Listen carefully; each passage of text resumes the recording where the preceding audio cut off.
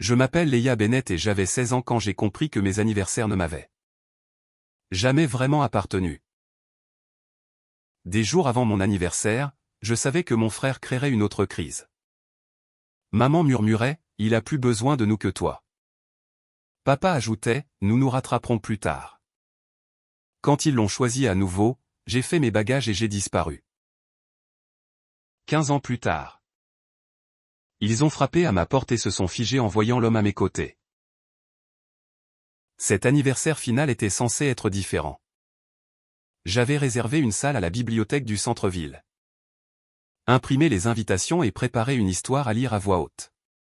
Puis mon frère a appelé, affirmant que quelqu'un avait volé de l'argent à une organisation étudiante et l'avait piégé.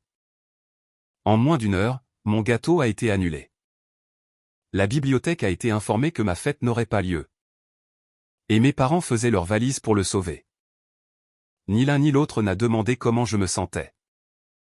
Ils ont répété la promesse qu'ils avaient faite lors de mes 3 anniversaires précédents. Plus tard, devant leur chambre, j'ai entendu ma mère dire que j'étais assez forte pour survivre à une déception. Mon père a répondu que sacrifier mon anniversaire était plus facile que de laisser mon frère affronter les conséquences. C'est à ce moment-là que j'ai compris que ma maturité était devenue leur excuse pour me négliger. J'ai ouvert l'ordinateur familial, copié un document que je n'étais pas censé voir. Fait un sac et suis parti avant l'aube. Avant de vous dire ce que ce document a révélé. Et pourquoi l'homme debout à mes côtés 15 ans plus tard a fait pâlir mes parents. Dites-moi quelle heure il est chez vous, d'où vous regardez, et quel temps il fait. Je veux savoir jusqu'où cette histoire voyage. Le nom de mon frère était Nick, et à 20 ans. Il savait déjà comment transformer chaque erreur en une urgence que quelqu'un d'autre devait résoudre. Ma mère, Karen, l'appelait sensible. Mon père, Thomas, l'appelait ambitieux. Je l'appelais silencieusement épuisant. Ces crises arrivaient toujours quand l'attention se détournait de lui. Pour mon 13e anniversaire, il a affirmé qu'un professeur le visait. Alors mes parents ont passé la soirée à rédiger sa plainte. Pour mon 14e, il a dit que sa petite amie avait disparu après une dispute.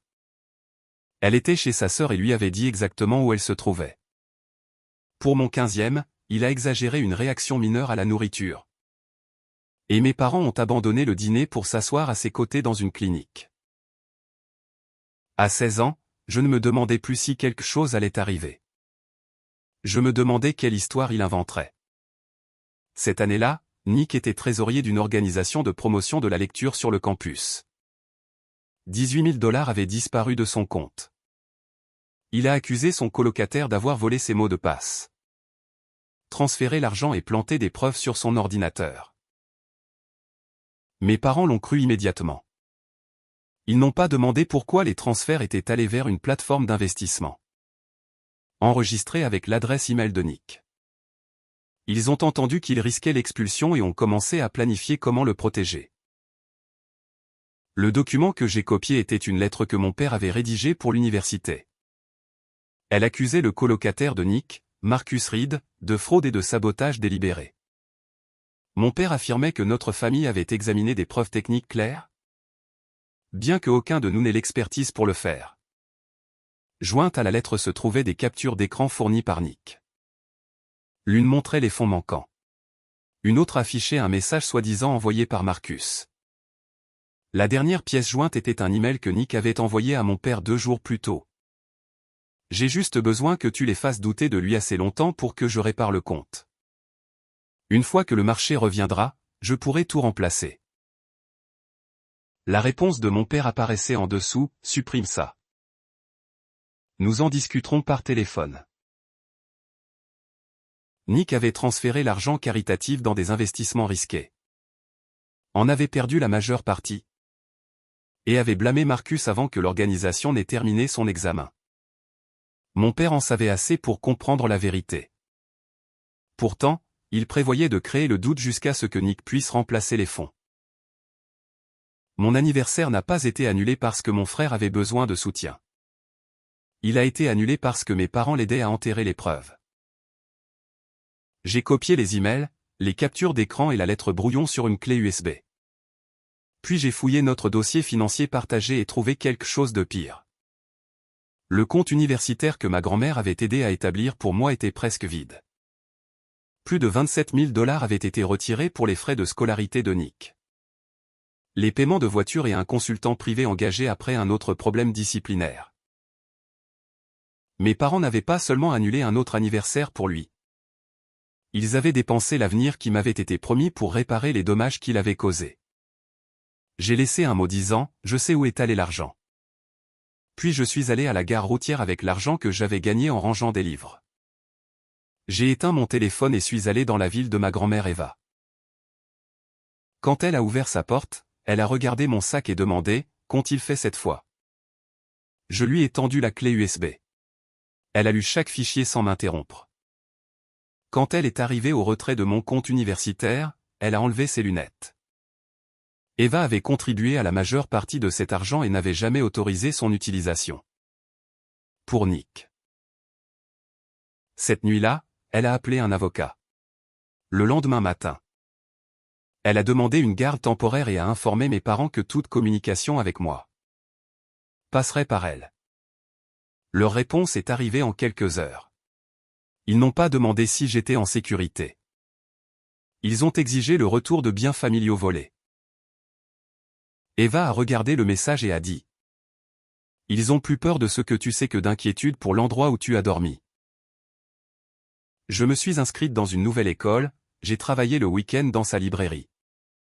Et j'ai stocké 3 copies des preuves dans des endroits séparés. L'urgence de Nick avait pris mon anniversaire. Mais quitter la maison avait annulé la capacité de ma famille à contrôler ce que je savais et ce que j'étais autorisé à dire. En 2 semaines. Mes parents ont créé une version de ma disparition dans laquelle ils étaient aimants, confus et innocents. Les proches ont été informés que j'étais devenue instable parce que j'étais jalouse de Nick. Les amis de la famille ont entendu que j'avais mal compris des documents financiers privés. Le conseiller d'orientation de mon école a été informé qu'Eva m'avait manipulé. Selon l'histoire qui se répandait dans notre communauté, Nick faisait face à une fausse accusation tandis que sa sœur cadette pleine de ressentiment avait choisi le pire moment possible pour punir la famille. Ils n'ont pas mentionné les dons manquants, mon compte universitaire, ni l'email dans lequel Nick admettait qu'il avait besoin de temps pour remplacer l'argent. Marcus a été suspendu pendant que l'université enquêtait. Il a perdu son emploi sur le campus, son logement et un stage. Bien que la police ne l'ait jamais inculpé. Les gens ont traité l'absence d'accusation comme une question sans réponse.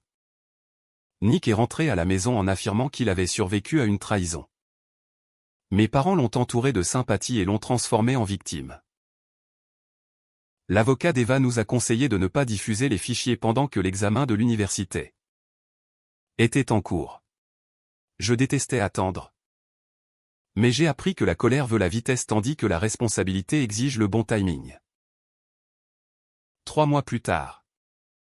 Un audit technique a confirmé que les transferts provenaient des appareils authentifiés de Nick. Les faux messages contenaient des métadonnées liées à un compte qu'il contrôlait.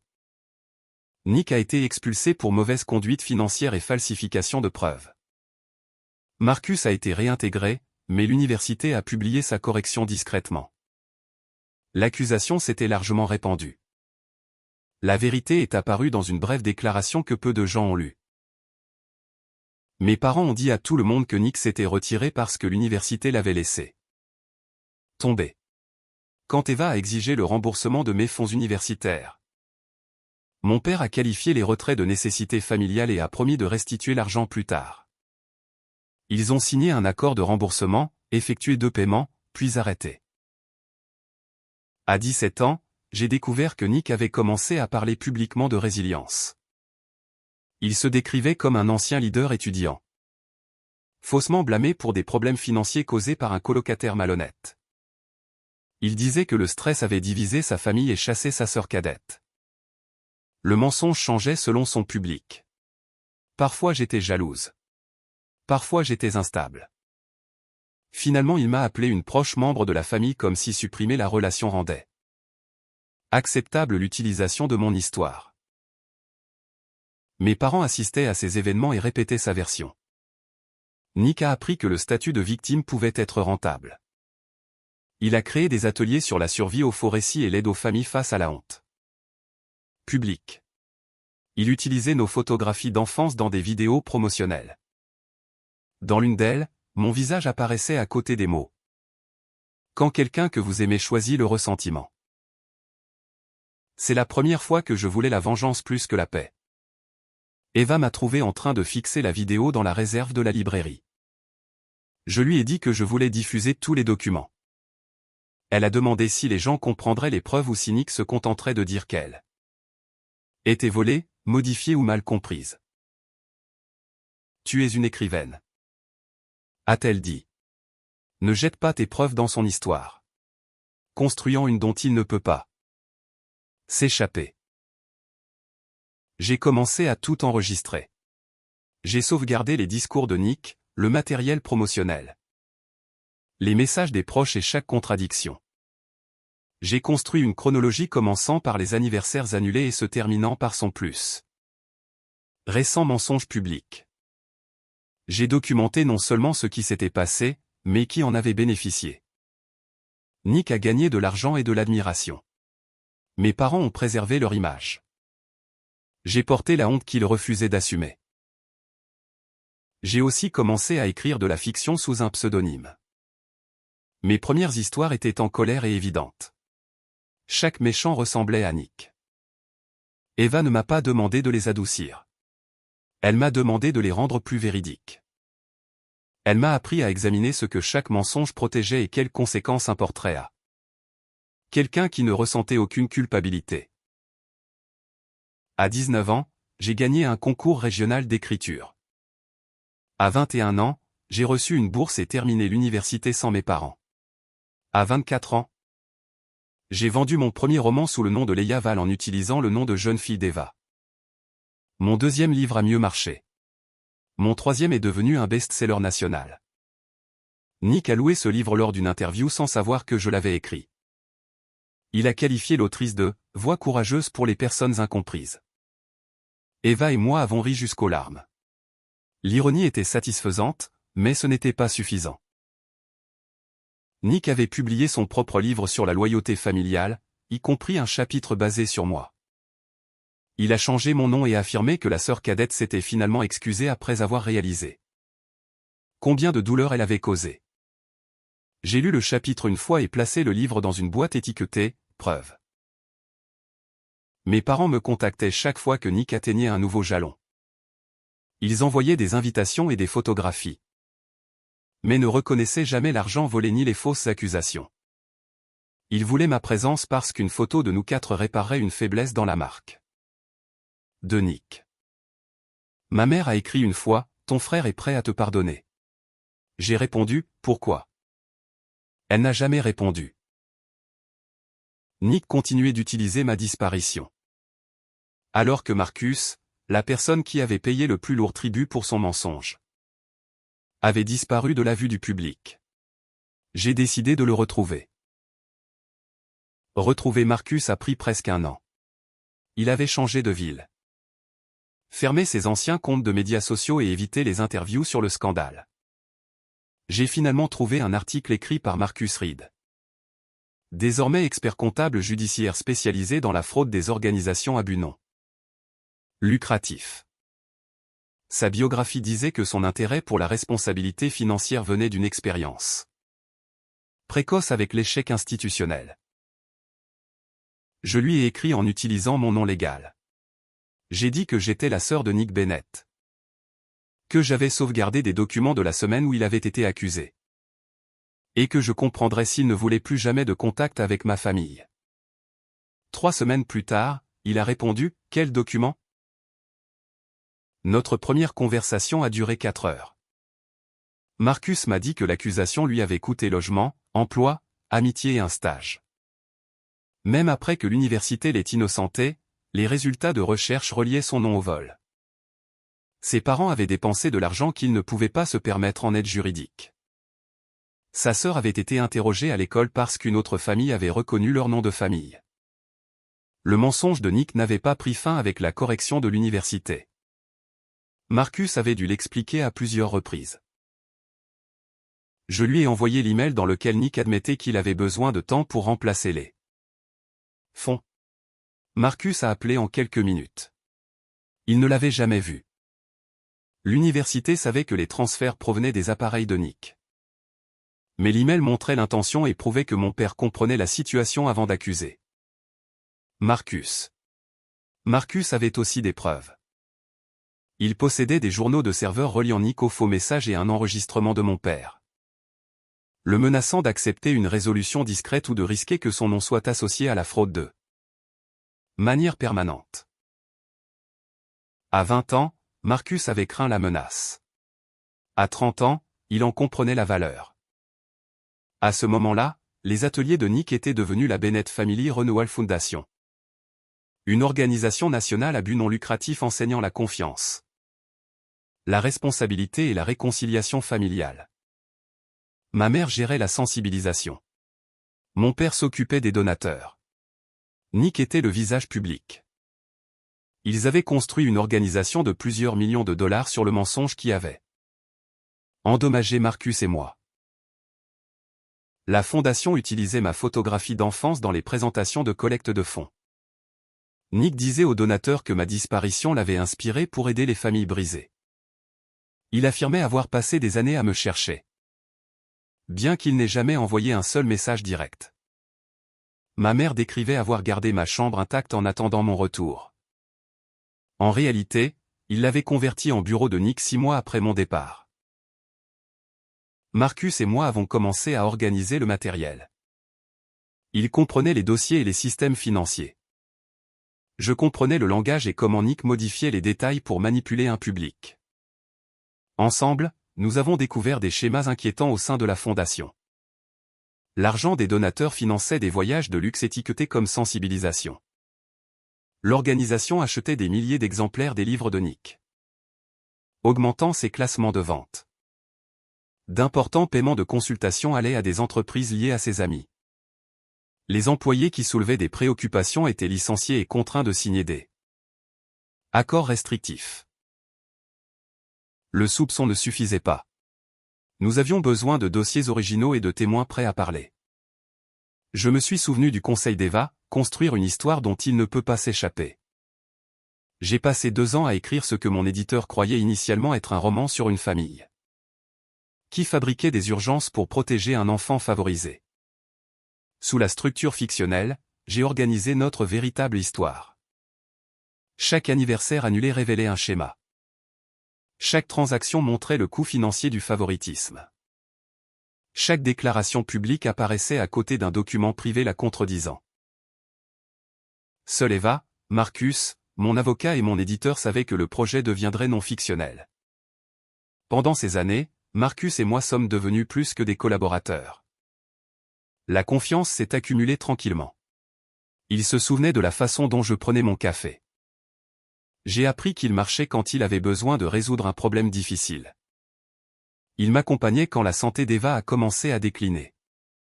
J'étais à ses côtés pendant l'opération de son père. Nous savions tous les deux ce que cela signifiait d'avoir une autre personne réécrire nos vies et s'attendre à ce que nous en supportions les conséquences. Marcus m'a demandé en mariage dans la même salle de la bibliothèque du centre-ville où mon 16e anniversaire avait été annulé. Il a placé une bague à côté de mon premier roman et a dit : « Tu m'as rendu la partie de mon histoire qu'ils ont prise. Je veux construire le reste avec toi. » Nous nous sommes mariés dans le jardin d'Eva. Mes parents n'étaient pas invités. Nick a vu une photographie publiée par mon éditeur, mais le visage de Marcus était en partie tourné. Aucun d'eux ne l'a reconnu. Peu après, Nick a annoncé la plus grande campagne de la fondation, le projet Chaise Vide. Inspiré de « La sœur qui est partie ». Elle encourageait les familles à donner en l'honneur de parents éloignés. Le matériel promotionnel montrait une chaise vide à côté d'un gâteau d'anniversaire. Mon anniversaire annulé était devenu un symbole de collecte de fonds pour les personnes qui l'avaient annulé. C'est à ce moment-là que j'ai décidé que nos preuves étaient prêtes. Mon éditeur a annoncé mon livre non fictionnel sous mon vrai nom, The Emergency et Invented. Comment une famille a construit un empire sur un mensonge. Il promettait d'expliquer pourquoi j'étais parti à 16 ans et ce qui était arrivé à la personne. Blâmé pour les actes de mon frère. En moins d'une heure. La fondation de Nick a qualifié le livre d'« exploitation de la douleur familiale privée ». Ma mère m'a envoyé un email. L'avocat de mon père a envoyé un avertissement. Nick a posté une vidéo disant qu'il m'aimait et espérait que je choisirais la guérison plutôt que la vengeance. La vidéo a reçu des millions de vues. Le lendemain matin, mes parents ont annoncé qu'ils venaient chez moi. Ils croyaient qu'ils pourraient encore me persuader de rester silencieuse.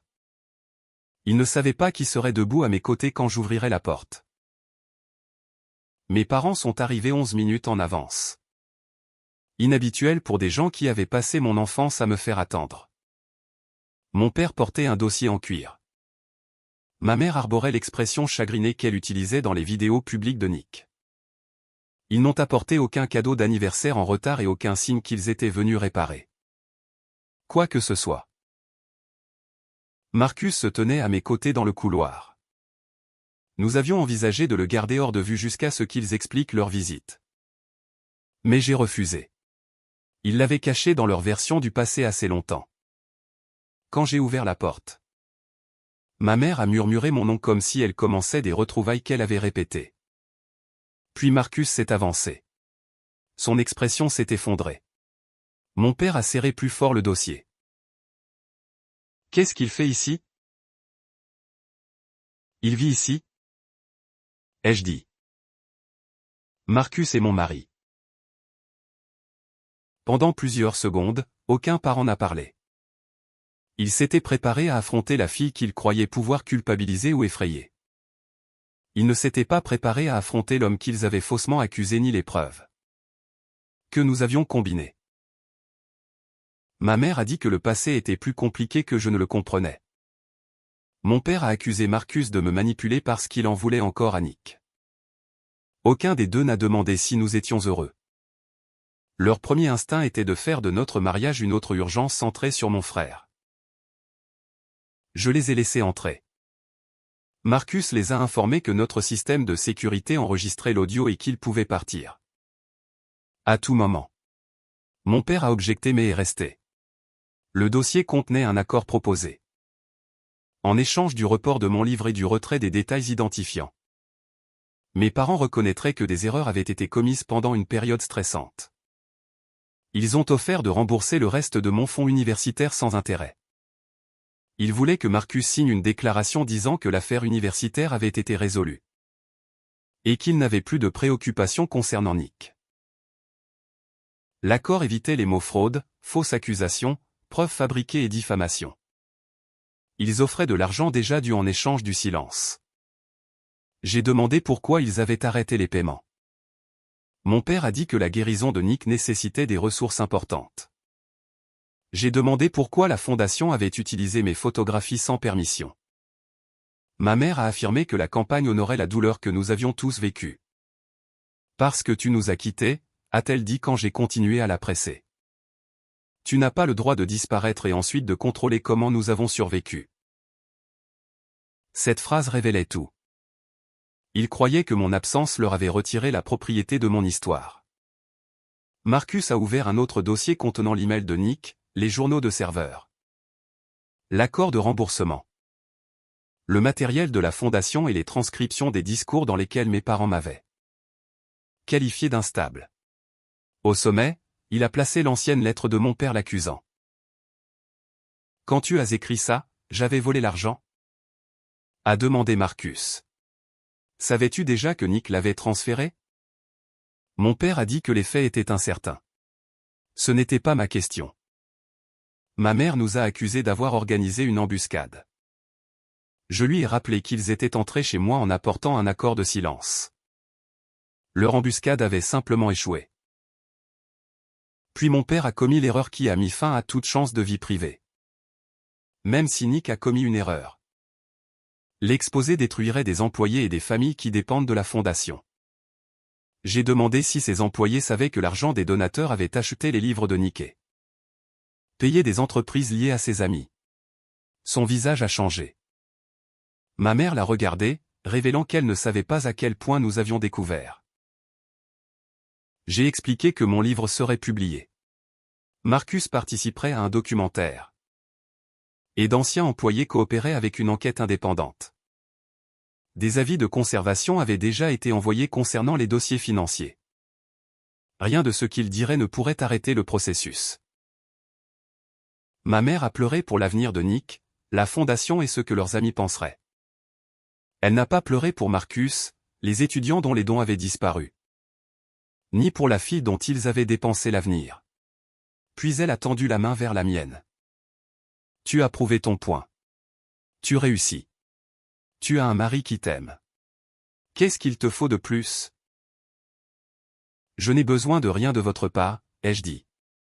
C'est pour ça que vous avez peur. Mon père a averti que le public qualifierait le livre de vengeance. Je lui ai dit qu'il pourrait avoir raison. La vengeance ne nécessitait pas de détruire quelqu'un avec un mensonge. Parfois, elle signifiait rendre chaque mensonge à son propriétaire. Avant de partir, ils ont demandé si j'avais parlé à Nick. J'ai dit non. Ce que je ne leur ai pas dit, c'est que Nick avait déjà contacté mon éditeur. Des journalistes et d'anciens employés en cherchant la personne la plus faible de notre cercle. Ils croyaient pouvoir créer une autre urgence avant la parution du livre. 2 jours plus tard, il a posté une chaise vide à côté d'un gâteau d'anniversaire avec la légende. Certaines personnes préfèrent punir une famille plutôt que rentrer à la maison. Pour la première fois en 15 ans, j'ai répondu publiquement. J'ai posté l'accord de remboursement et écrit. Je suis rentré à la maison. J'en ai simplement construit une où la vérité était autorisée à entrer. Ma réponse s'est répandue plus vite que sa vidéo. Le lancement de mon livre était prévu le même week-end que le gala annuel de la Bennett Family. Renewal Foundation. Nick avait réservé le centre de congrès bien avant que mon éditeur ne sécurise la salle adjacente. Pour un festival national du livre. 2 salles séparées par un mur mobile allaient présenter 2 versions incompatibles de la même famille. Le gala de Nick promettait la guérison. Mon événement promettait des preuves. Pendant la semaine précédant les 2 événements, il est apparu sur des podcasts en me décrivant comme talentueuse mais blessée. Influencé par des personnes cherchant la vengeance. Il a fait référence à Marcus seulement comme un homme qui blâmait Nick pour ses propres échecs. Ma mère a demandé une réconciliation privée. Mon père a contacté des proches et les a encouragés à se souvenir combien j'avais été difficile. Adolescente. Leur problème était que j'avais des années d'archives montrant le contraire. Les enseignants me décrivaient comme responsable. Les employeurs louaient ma fiabilité. Les documents de garde montraient que la première préoccupation de mes parents après mon départ était de récupérer les fichiers, pas de savoir si j'étais en sécurité. 3 anciens employés de la fondation se sont manifestés avant le gala. L'un avait reçu l'instruction de classer les voyages personnels de Nick comme sensibilisation. Un autre avait suivi des milliers de livres achetés avec des dons et stockés dans un entrepôt. Un troisième a fourni des messages internes discutant de la façon dont ma disparition pouvait être utilisée parce que l'angle de la sœur abandonnée convertit fortement avec les mères. Cette phrase a détruit la revendication selon laquelle le projet chaise vide concernait la guérison. Les sponsors se sont retirés, des membres du conseil ont démissionné. Et la fondation a annoncé un examen interne. Nick a refusé d'annuler le gala. Il croyait qu'atteindre le public en premier le sauverait à nouveau. Mon intervention a commencé à 18h. Marcus était assis à côté d'Eva au premier rang. J'ai commencé en lisant la scène dans laquelle une fille de 16 ans entendait ses parents décider que la décevoir était plus facile que de tenir leur enfant favori responsable. Puis j'ai affiché la chronologie. Mon 13e anniversaire a été annulé après une fausse crise académique. Mon 14e a disparu sous une urgence relationnelle fabriquée. Mon 15e a été abandonné après une préoccupation médicale exagérée. Mon 16e a été annulé après que des fonds caritatifs manquants ont été blâmés sur Marcus. À côté de chaque crise, j'ai montré ce que Nick évitait et ce que mes parents sacrifiaient pour lui. Le public a réagi le plus fortement quand j'ai affiché l'email de Nick. J'ai juste besoin que tu les fasses douter de lui assez longtemps pour que je répare le compte. Puis la réponse de mon père est apparue, supprime ça. Nous en discuterons par téléphone. Marcus m'a rejointe et a expliqué les journaux de serveur. Sa suspension et l'enregistrement de la menace de mon père. Un journaliste a demandé pourquoi nous avions attendu 15 ans. Parce qu'avoir raison n'est pas la même chose qu'être cru. A répondu Marcus. Nous avons attendu jusqu'à ce que la croyance soit inutile. Les dossiers parlent d'eux-mêmes. Des extraits se sont répandus en ligne pendant que le gala de Nick continuait à côté. Les invités ont commencé à regarder sur leur téléphone. Les donateurs murmuraient, les membres du conseil quittaient leur table. Et les employés se rassemblaient près des sorties. Nick a quand même prononcé son discours principal. Puis les écrans derrière lui ont affiché un tableau Excel interne montrant les paiements de la fondation à ses entreprises privées. Il est resté visible pendant 12 secondes avant que la présentation ne s'éteigne. 12 secondes ont suffi. Les invités l'ont enregistré. Nick a accusé un ancien employé d'avoir créé un faux document. Malheureusement pour lui, le cabinet comptable de la fondation l'avait déjà authentifié. Les journalistes sont passés de ma salle à la sienne. Le président du conseil lui a demandé de quitter la scène. 20 minutes plus tard, Nick est entré dans mon événement sans veste. Suivi de mes parents et de plusieurs caméras. Il m'a accusé d'avoir passé 15 ans à préparer son humiliation parce que nos parents avaient annulé un anniversaire. Il voulait que le public voie un homme réussi attaqué pour une déception adolescente. Je l'ai laissé parler. Il a dit qu'il avait remboursé l'organisation de lecture. Mes parents avaient payé une partie du règlement. Il a dit que Marcus avait réussi, prouvant qu'aucun tort permanent n'était survenu. Il a dit que mon fonds universitaire avait été utilisé pendant une crise familiale. Finalement, il m'a accusé de profiter de la douleur privée. Quand il a terminé, j'ai demandé s'il avait transféré $18 000 de l'organisation de lecture vers son compte d'investissement. Il a dit qu'il était jeune. J'ai demandé s'il avait créé le compte utilisé pour envoyer des messages sous le nom de Marcus. Il a regardé vers mon père. Ce regard a répondu à la question. Marcus a joué l'enregistrement. La voix de mon père a rempli la salle. Accepte une résolution discrète ou ton nom suivra cette accusation pour le reste de ta vie. Mon père a fermé les yeux. Ma mère s'est assise sur une chaise vide près de la porte. Nick a tenté d'approcher le microphone, mais la sécurité s'est interposée. Il a crié que tout le monde ignorait le bien qu'il avait fait. Je lui ai dit que le bon travail ne pouvait pas acheter l'immunité face à la vérité. Surtout quand ce travail était financé et promu à travers ces mêmes mensonges. Puis j'ai affiché le dernier document, un mémo de planification interne pour le projet Chaise Vide. Nick avait approuvé l'utilisation de mon histoire d'anniversaire bien qu'il sache que je n'avais pas consenti. Le mémo estimait que mon absence pouvait générer 3,2 millions de dollars en dons. La salle est devenue silencieuse. Nick a cherché la sympathie dans le public et n'a trouvé que du calcul. Les gens ne demandaient plus s'il avait commis des erreurs de jeunesse. Ils demandaient depuis combien de temps il les monétisait. Il s'est tourné vers nos parents et a exigé qu'ils le défendent. Ma mère a murmuré qu'il devrait arrêter. Mon père n'a rien dit.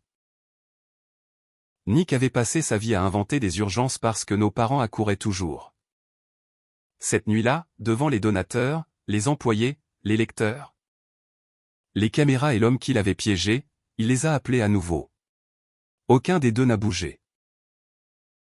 La fondation a suspendu les 3 avant minuit.